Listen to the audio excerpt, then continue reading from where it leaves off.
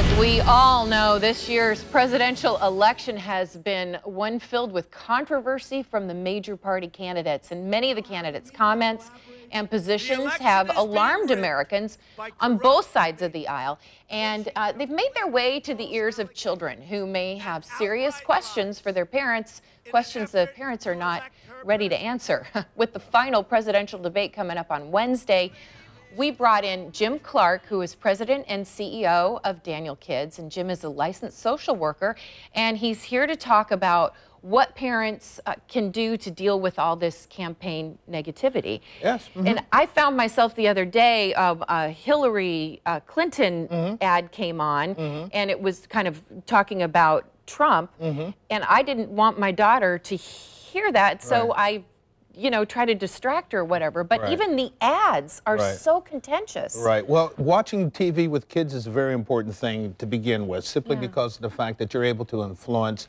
and interject when you need to, and maybe blind them at particular times. This is a very emotional election, and indeed, one of the things, particularly with children, is they see angry people and things of that sort, and they start to think themselves, oh, something's wrong, this is bad for my family or bad for our country. So the best thing that parents can do is reassure them. We live in a great country, and one of the wonderful things is to talk to them about not only government, but how we have a nonviolent transfer of power, and that regardless of what's going to happen or who gets elected, they're going to be safe. Because what kids start to feel is they feel that same anxiety that many people feel when they see these commercials or they see some of this rhetoric on TV. So you want to reassure your kids that you're going to be okay, things are going to be safe, and life is going to go on. So that's a really important thing. And one of the things that we were mentioning too is it's a great opportunity to teach kids about political etiquette itself, that people have strong opinions. And one of the things that we try to teach our children, particularly at Daniel and my own kids, was you can disagree with someone, but to do it respectfully. And that transfers over to other things in terms of parent-child relationships. And I know some moms I've spoken with have gotten the question, because of the negative advertising, Mommy, is Hillary Clinton a bad person? Is Donald Trump a bad person? How do you shape your answer? Kids tend to think about only themselves. And so one of the good things that parents can do is talk about politics, and the political process is not only about you and me, honey, but it's about everybody.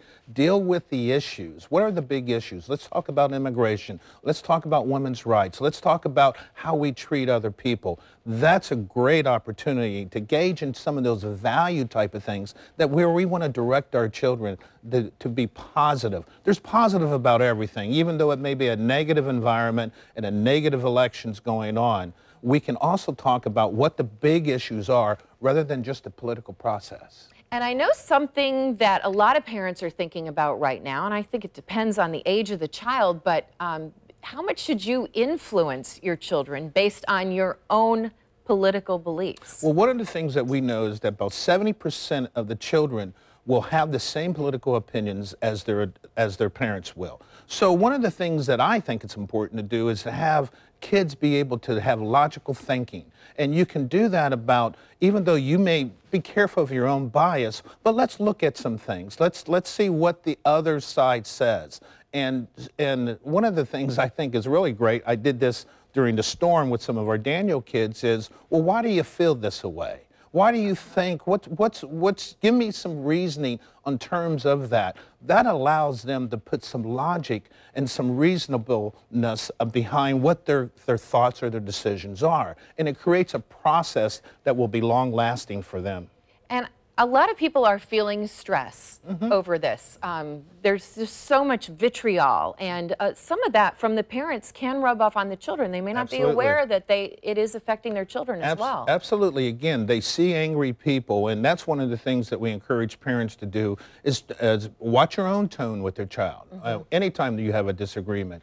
But it's a great time to talk about the value of voting. What does civic mean? What's that responsibility? Take your kids to the voting booth. That's a great thing to start them in terms of learning the values, learning what government is about, and for them to really help make our country a wonderful place to live. That is fantastic advice. We really appreciate it. Jim Clark from Daniel Kids. For more information on this subject, as well as a variety of parental issues, check out danielkids.org. You can also find this information on news4jax.com.